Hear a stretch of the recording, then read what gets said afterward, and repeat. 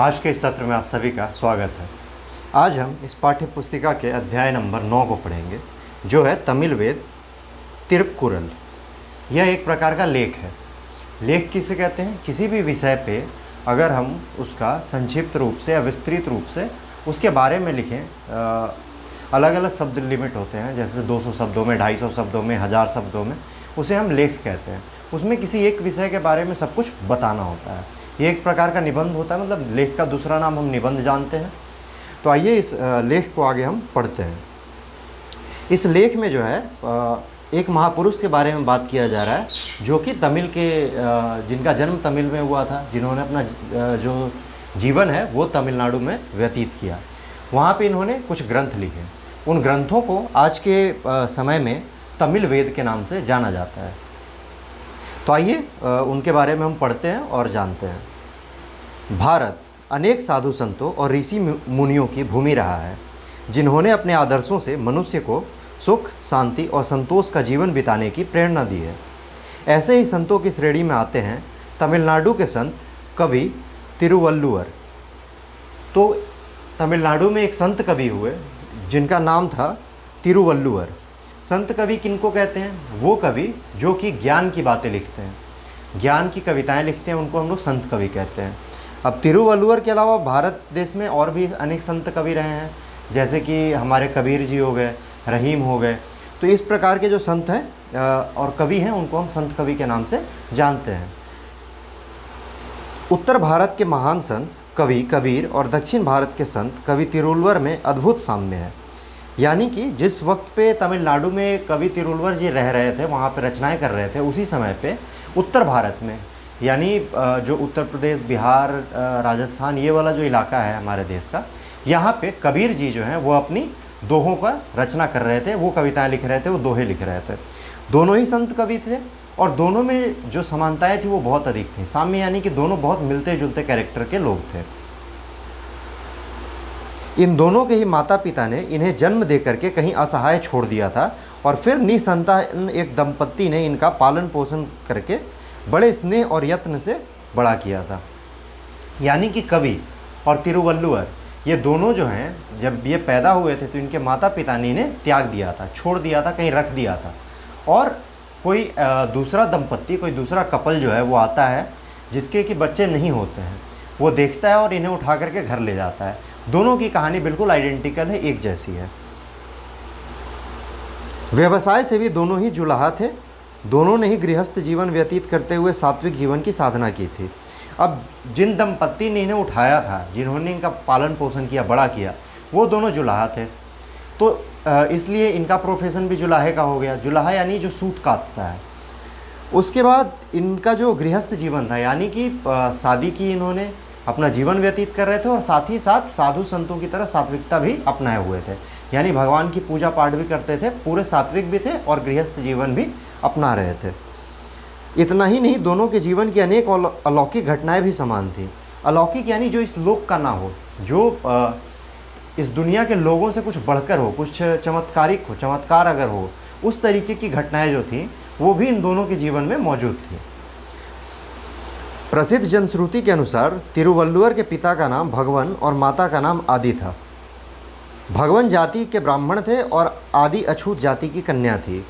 किसी कारण से भगवान ने सदा घूमते रहने का व्रत ले लिया था और इसलिए वे अपने पत्नी के साथ सदा घूमते रहते थे। यानी कि जिन्होंने इनको जो इनके असली माता पिता थे, वो जो हैं, पिताजी इनके ब्राह्मण थे और माताजी जो हैं वो नीच जाति की थी। जो उस वक्त छुआछूत की जो प्रथा थी हमारे देश में, तो वो नीच जाति के प्रथा से आती थी, नीच जाति की थी। जब इन्होंने विवाह किया तो किसी कारण से जो भगवन थे, इनके पिताजी का नाम, जिनका नाम भगवन था, उन्होंने ये डिसाइड किया, ये निर्णय लिया कि वो जो है एक जगह नहीं रहेंगे, वो हमेशा घूमते रहेंगे। इस कारण दोनों माता पिता इनके जो थे वो हमेशा घूमते रहते थे। एक दिन से अधिक वे कहीं नहीं टिकते थे।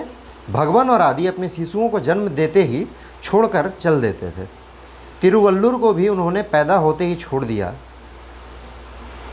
यानी कि ये चूंकि घूमते रहते थे, इसलिए अपने बच्चों को साथ लेकर के नहीं जाते थे। जहाँ बच्चा पैदा हुआ उसे वहीं छोड़ करके आगे बढ़ जाते थे। यह नवजात शिशु वल्लू जाति की एक दयालु स्त्री को एक पेड़ के नीचे पत्तियों पर लेटा हुआ मिला।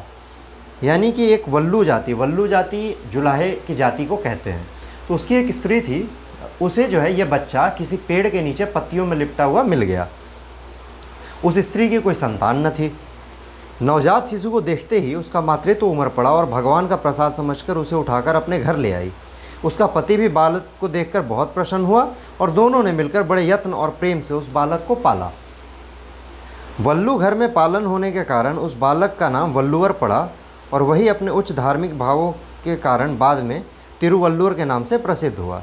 क्योंकि वो वल्लू जाति के यहाँ पे पला बढ़ा था, तो उसका नाम क्या हो गया, वो वल्लूवर रख दिया गया और आगे चल करके उसे ही तिरुवल्लुवर के नाम से हम जानते हैं। तमिल भाषा में तिरु आदर सूचक शब्द है जो हिंदी के श्री के समान है। इस प्रकार तिरुवल्लुवर का आश्रय हुआ श्री वल्लूवर। यानी तिरु शब्द जो है वो तमिल का शब्द है और हिंदी में उसका जो समानांतर शब्द मिलता है, एग्जैक्ट हिंदी तो नहीं मिलती पर जो मिलता जुलता शब्द है वो श्री है। तो कुल मिला के तिरु शब्द जो है वो आदर सूचक शब्द है जो हम नाम के आगे किसी के पहले, नाम से पहले लगाते हैं किसी को आदर करने के लिए। तो इस प्रकार से इनके नाम का क्या मतलब हो गया, श्री वल्लूवर। तिरुवल्लुवर जब बड़े हुए तो उन्हें अपने जन्म की कहानी ज्ञात हुई। इससे उनमें वैराग्य भाव जगा। अपने धर्म पिता और धर्म माता से अनुमति लेकर उस समय की परंपरा के अनुसार वे तपस्या करने के लिए सघन जंगल में चले गए। उन्होंने वन में तपस्वियों की देखरेख में ध्यान और योग का कठिन अभ्यास किया और तंत्र मंत्र की सिद्धियां भी प्राप्त की। लेकिन थोड़े ही दिनों में इन सबसे उनका जीव उचट गया। उन्होंने सोचा संसार की सेवा करने के लिए हमें संसार के लोगों के बीच रहना चाहिए। तो तिल्लुआ जब बड़े हुए तो उनको अपने बचपन की कहानी पता चली कि किस प्रकार वो इन्हें मिले थे अपने माता पिता को, जो पालक माता और पालक पिता हैं, जिनको कि धर्म माता और धर्म पिता के नाम से यहाँ बताया गया है। तो जब उनको अपनी कहानी पता चली तो उनके अंदर वैराग्य जाग गया। यानी कि चीज़ों से उनका मोह माया सब उठ गया, किसी भी चीज़ से उनको मोह नहीं रहा और वो सात्विकता को अपनाने के लिए यानी संतों का जीवन जीने के लिए जंगल चले गए और वहाँ पे संतों और ऋषियों के साथ, ऋषि मुनि संतों के साथ क्या करने लगे, तपस्या करने लगे। हालांकि कुछ दिन का तपस्या और योग और ध्यान करने के बाद उनको ज्ञान प्राप्त हुआ या उन्होंने ऐसा सोचा कि अगर हमको संसार के बारे में कुछ करना है, संसार की अच्छाई करनी है, संसार का भला करना है, तो संसार के बीच रहना ज़रूरी है। यहाँ जंगल में रहने से कुछ नहीं होगा, ये ढोंग है एक तरीके का। उन्होंने ऐसा सोचा और फिर वो जंगल की तपस्या छोड़ करके शहर में चले आए। जब तिरुवल्लुवर जंगल छोड़कर नगर में आ गए और इधर उधर घूमने लगे, घूमते घूमते वे नगर के एक धनवान व्यक्ति के घर पहुँचे। उस धनवान का नाम मार्ग सहाय था। किसी कारण से वह बड़े संकट में पड़ गया था। तिरुवल्लुवर ने उसका संकट दूर कर दिया। यानी कि अब वो शहर आ गए थे और इधर उधर घूमने लगे थे, घूम घूम के लोगों की मदद किया करते थे।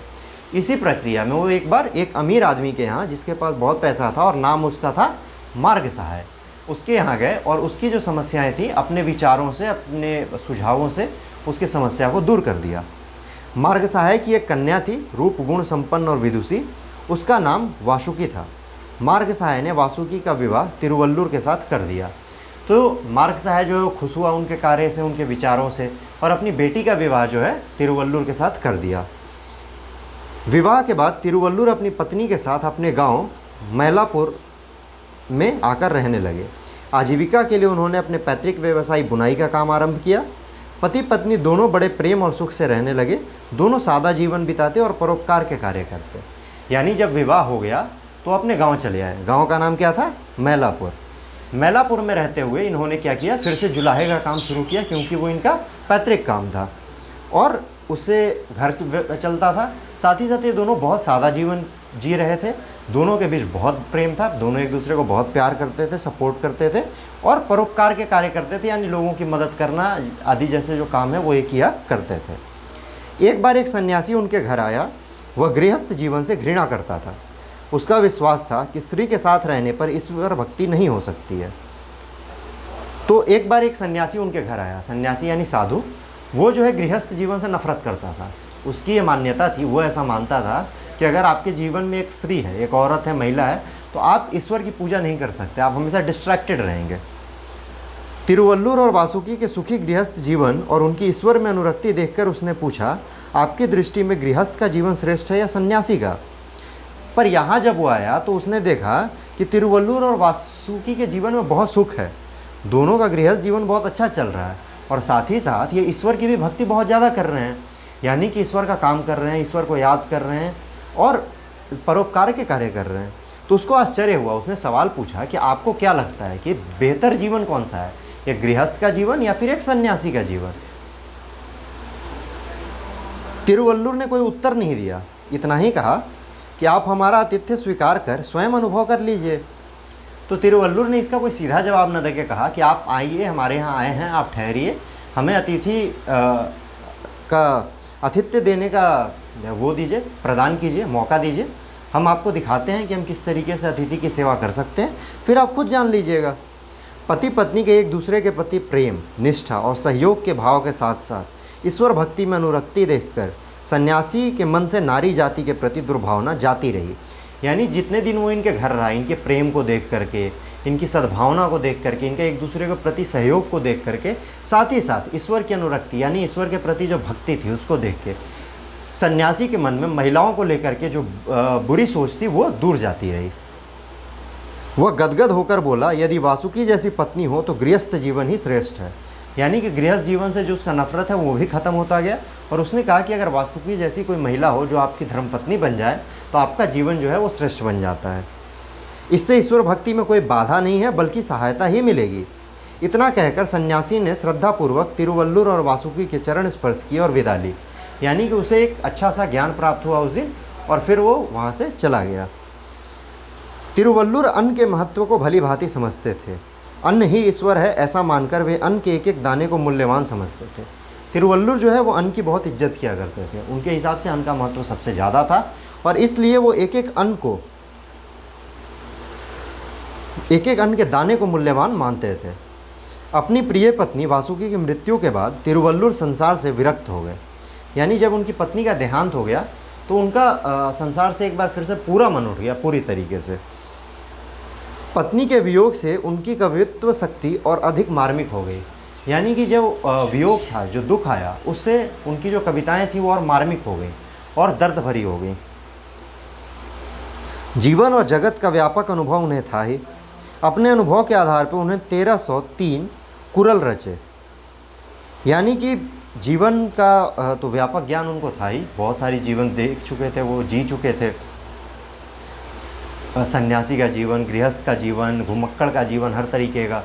उसके बाद जो उनकी लिखने का अनुभव था उन सबको मिला जुला करके उन्होंने कुछ 1303 कुरल रचे, जो तिरुकुरल नामक एक ग्रंथ में संकलित है।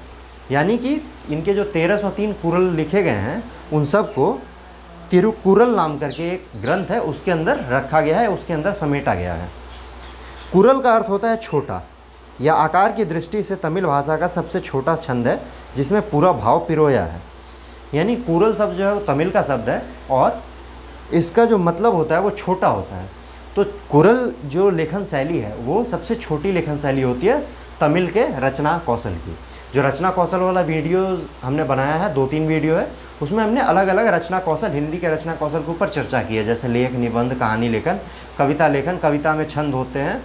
उसी प्रकार से ये कविता का एक भाग होता है जिसे कि हम लोग कुरल के नाम से जानते हैं। यह लगभग 1.25 पंक्तियों का है, यानी आकार में यह दोहे से भी छोटा होता है। दोहा जो होता है वो 2 पंक्ति का होता है, पर छंद जो होता है वो 4 पंक्ति का होता है, लेकिन जो कुरल है वो 1.25 पंक्ति का होता है, यानी कि 2 से भी थोड़ा छोटा। तो इनका एक दोहा है, तियवे ती पयतलाल कियवे तियनुम अंजे पढ़ुए। यह एक तमिल भाषा का क्या बोलते हैं, कुरल है। इसका जो अर्थ होता है वो यह है कि बुरे कर्म का बुरा फल होता है, इसलिए इससे आग से भी ज़्यादा डरना चाहिए। यानी बुरे कामों से हमें एक आग से भी ज़्यादा डरना चाहिए। आग तो हमें थोड़ा सा नुकसान पहुंचाएगी, पर बुरा कर्म जो होता है वो इतना बुरा फल देता है कि हमें आग से भी ज़्यादा नुकसान पहुंचा सकता है। तिरुकुरल 3 खंडों में विभक्त है। यानी कि तिरुकुरल जो है ग्रंथ वो 3 भाग में बांटा गया है। पहला धर्म, दूसरा अर्थ, तीसरा काम। धर्म खंड में पहले ईश्वर वंदना, वर्षा का महत्व, सन्यासी का महत्व और धर्म की शक्ति का वर्णन है। अर्थ खंड में शासन, राजा के गुण, शक्ति, सुशासन आदि विषयों का वर्णन है। काम खंड में स्त्री पुरुष के संबंधों का वर्णन है। इन तीनों का निर्वाह करके व्यक्ति जीवन के महानतम लक्ष्य मोक्ष को प्राप्त कर सकता है। यानी कि जो व्यक्ति अगर तीनों खंड को पढ़े और इनमें जो वैल्यूज़ दिए गए हैं, नैतिकता जो बताई गई है, अगर उसको अपना ले तो वो मोक्ष को प्राप्त कर सकता है, उसका जीवन जो है वो सफल हो सकता है। तिरुकुरल को तमिल भाषा का वेद माना जाता है क्योंकि ये इतनी नैतिकता की बातें लिखी हुई हैं इसमें। तिरुकुरल का अनुवाद हिंदी, उर्दू, संस्कृत, तेलुगु, मलयालम, मराठी आदि भारतीय भाषाओं में और अंग्रेजी, रूसी, फ्रेंच, जर्मन, सिंहली आदि विदेशी भाषाओं में भी हुआ है। यानी तिरुकुरल जो है, इनके कुरल जो हैं इतने फेमस हैं, इतने ज़्यादा फैले हुए हैं, इतने ज़्यादा लोग पसंद करते हैं कि इसे कई भारतीय भाषाओं और कई विदेशी भाषाओं में ट्रांसलेट किया गया है, अनुवाद किया गया है। अब कुछ और कुरलों के अर्थ नीचे दिए जा रहे हैं। जैसे सोना तपकर निर्मल और प्रकाशवान होता है, वैसे ही व्यक्ति कष्ट सहन कर पवित्र ज्ञान के प्रकाश से युक्त हो जाता है। दूसरा, झूठ न बोलने के गुण को ग्रहण कर लेने से अन्य धर्म कार्य करने की आवश्यकता नहीं रह जाती। यानी कि अगर आप सच बोलते हैं, झूठ को त्याग देते हैं, तो आप एक बहुत बड़ा धर्म का कार्य कर रहे हैं और उसके बाद आपको कोई और धर्म का कार्य करने की कोई आवश्यकता नहीं है। तो ये हमारा आज का जो लेख है वो यहीं समाप्त होता है। अब हम बढ़ते हैं प्रश्न अभ्यास की ओर। तो प्रश्न अभ्यास में हमारा जो पहला होता है वो एक बार फिर से है मौखिक प्रश्न। तो हम प्रश्न अभ्यास की ओर बढ़ते हैं।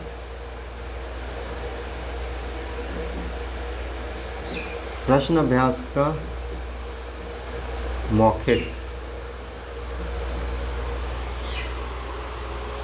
मौखिक का जो क है वो पूछता है तिरुवल्लुर के माता पिता का नाम क्या था और उन्होंने कौन सा व्रत लिया था। तो तिरुवल्लुर के पिता का नाम क्या था? भगवान। और माता का नाम क्या था? आदि।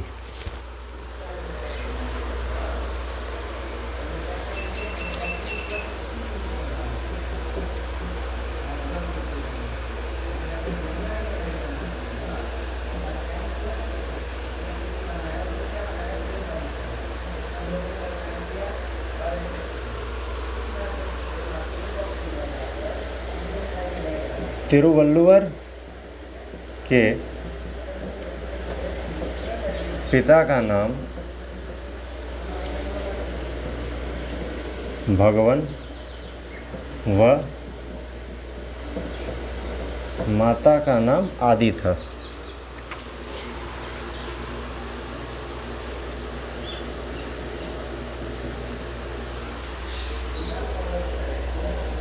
अब इसका जो अगला प्रश्न है, अगला भाग जो है क का, वो क्या कहता है कि उन्होंने कौन सा व्रत लिया था। उन्होंने सदा घूमते रहने का व्रत लिया था। अब हम पढ़ते हैं ख प्रश्न की ओर। ख क्या पूछ रहा है कि तिरुवल्लुर नाम का अर्थ स्पष्ट कीजिए।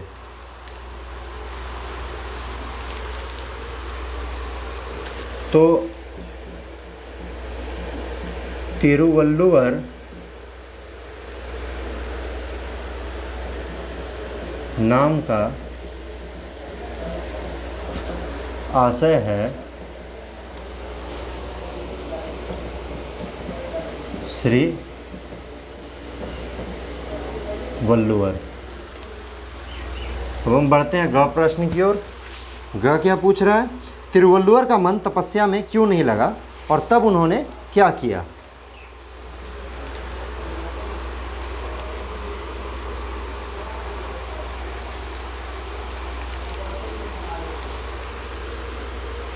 तो उन्होंने सोचा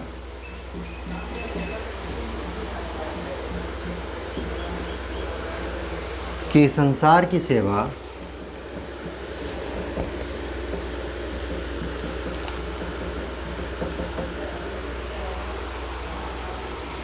करने के लिए हमें संसार के लोगों के बीच रहना चाहिए।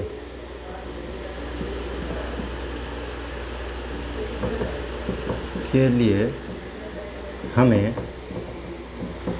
संसार के लोगों के बीच रहना चाहिए।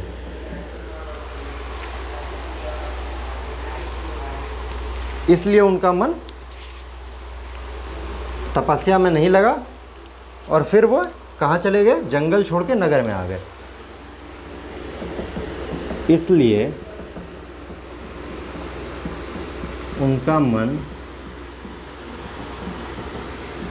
तपस्या में नहीं लगा और वो जंगल छोड़कर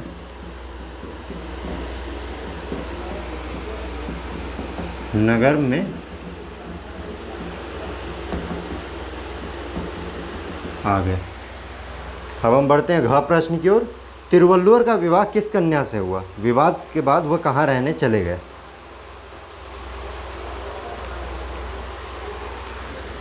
तो घ में क्या होगा? वासुकी से विवाह हुआ था उनका। तिरुवल्लुवर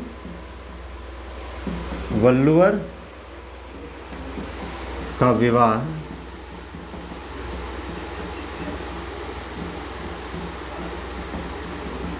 मार्ग सहाय की कन्या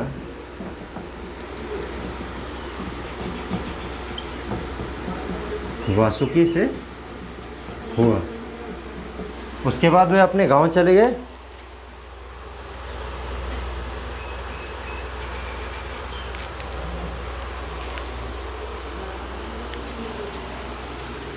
विवाह के बाद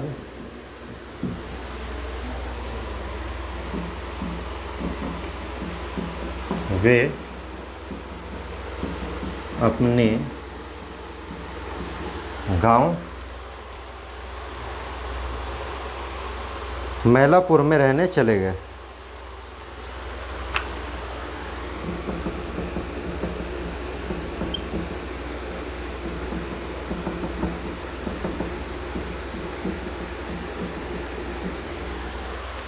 अब हम अंगा प्रश्न की ओर बढ़ते हैं। पत्नी की मृत्यु का तिरुवल्लुर के जीवन पर क्या प्रभाव पड़ा? तो उनका जो मन है वो पूरी तरह से विरक्त हो गया था। पत्नी की मृत्यु के बाद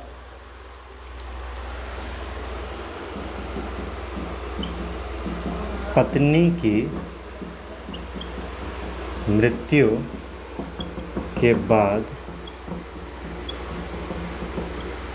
वल्लुवर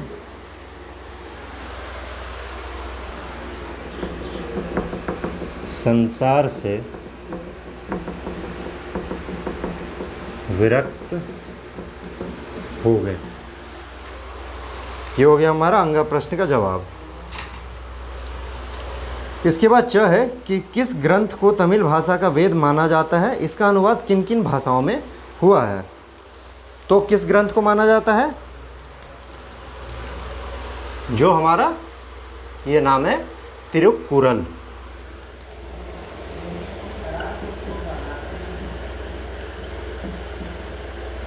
तिरुक्कुरल को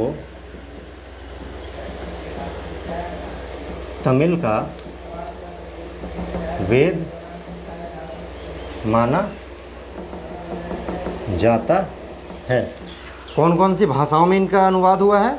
तो तिरुक्कुरल का अनुवाद हिंदी, उर्दू, संस्कृत, तेलुगु, मलयालम, मराठी आदि भारतीय भाषाओं और अंग्रेजी, रूसी, फ्रेंच, जर्मन, सिंहली आदि विदेशी भाषाओं में हुआ है। तो वो हम लिख लेंगे। इसके बाद हमारा जो है मौखिक प्रश्न यहीं पे समाप्त होता है। अब हम बढ़ते हैं लिखित प्रश्न की ओर। तो हमारा मौखिक जो है वो समाप्त हो गया। अब हम पहले के लिखित की ओर बढ़ेंगे।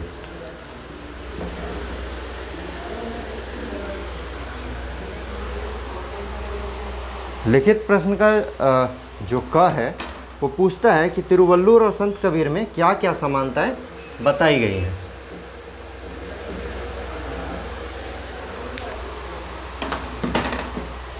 तो हमने देखा कौन कौन सी समानताएं थी। दोनों संत कवि हैं, दोनों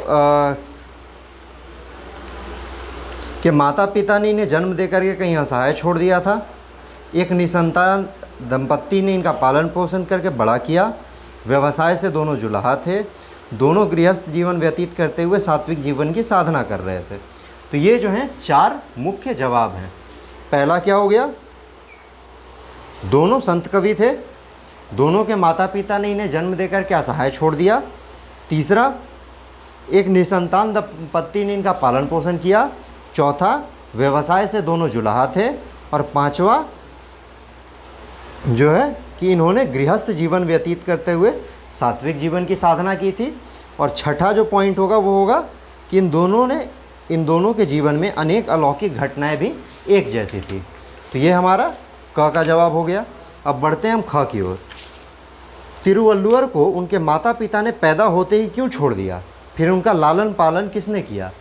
तो क्यों छोड़ दिया था पैदा होते ही, इसका जवाब क्या लिखेंगे? तिरुवल्लुवर को उनके माता पिता ने पैदा होते ही इसलिए छोड़ दिया कि उन दोनों ने प्रण लिया था, व्रत किया था कि वो हमेशा घूमते रहेंगे, वो किसी एक जगह नहीं ठहरेंगे। फिर इनका पालन पोषण जो है एक निसंतान दंपत्ति ने किया जो कि जुलाहा जाति से आते थे और जिनका नाम था भगवन और आदि। अब हम बढ़ते हैं ग प्रश्न की ओर। अपने जन्म की कहानी ज्ञात होने पर तिरुवल्लुवर ने क्या किया? जब जन्म की कहानी ज्ञात हुई तिरुवल्लुवर को तो उन्होंने जीवन संसार को त्याग दिया और जंगल चले गए। किस लिए? साधु संतों के बीच रह करके सात्विक जीवन को अपनाने के लिए। सन्यासी को इस बात की समझ कब और कैसे हुई कि गृहस्थ जीवन ही श्रेष्ठ है? तो सन्यासी जब तिरुवल्लुवर और उनकी पत्नी वासुकी के यहाँ रुके, उनके आतिथ्य को देखा, उन दोनों के प्यार को देखा, निष्ठा को देखा, सहयोग को देखा, साथ ही साथ उनकी ईश्वर के प्रति अनुरक्ति को देखी, तो उसे यह ज्ञात हुआ कि गृहस्थ जीवन ही सबसे श्रेष्ठ है। कुरल छंद की क्या विशेषता है? तिरुकुरल के 3 खंडों का नाम बताइए। तो कुरल छंद की विशेषता यह है कि यह तमिल का सबसे छोटा रचना कौशल है। साथ ही साथ यह दोहे से भी छोटा होता है, यह लगभग 1.25 पंक्ति का होता है।